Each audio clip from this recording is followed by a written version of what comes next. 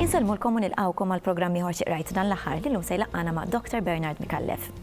Attwalment il-kap tad-Dipartiment tal-Malti fl-Università ta' Malta, Dr. Mikallef jgħallem il-letteratura Maltija, kif ukoll it-teorija u l-kritika letterarja. Speċjalizzat fl-ermeneutika huwa ppubblika xogħlijiet letterarji fosthom ir-rumanz Miżerji Magħżula mill-ħajja ta' ħalliem.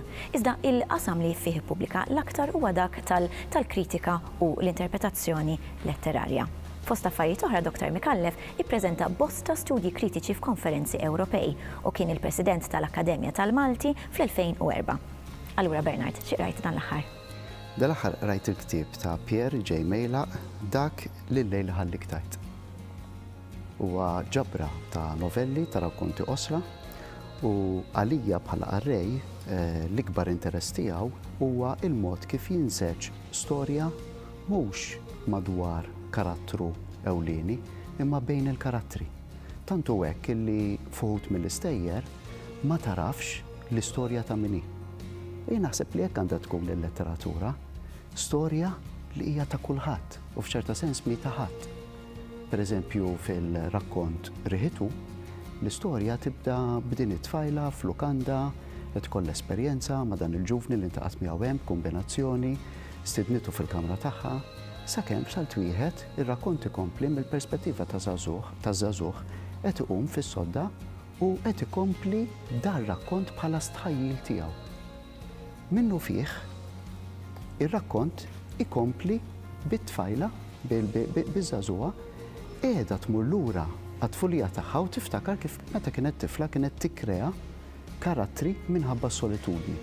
U fl-aħħar ir-rakkont jispiċċa b'dal vjaġġ interessanti lura lejn Malta fuq l-ajruplan b'din it-tfajla qed tkompli tikkrea l-kumpanija minħabba n-nuqqas ta' żagħżugħ f'ħajjitha.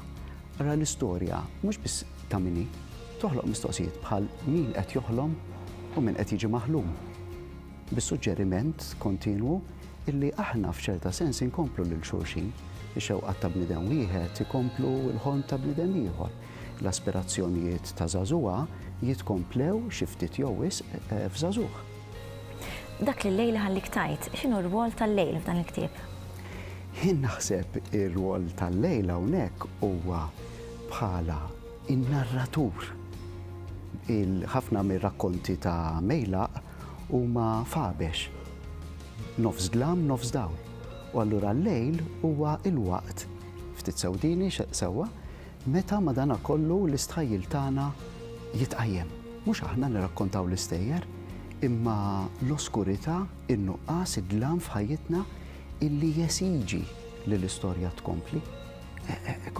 L-isbaħ letteratura kultant mhijiex dik illi timxi minn kawża l-effett, imma li timxi bil-prinċipju tal-bżonn. Il-bżonn umani li kultant jista' jkun ftit stħajjil, kultant jista' jkun ftit ansjetà, ftit biża'. U naħseb illi Mejlaq daħal f'dar renju u ma beżax jirrakkuntah kif inhu.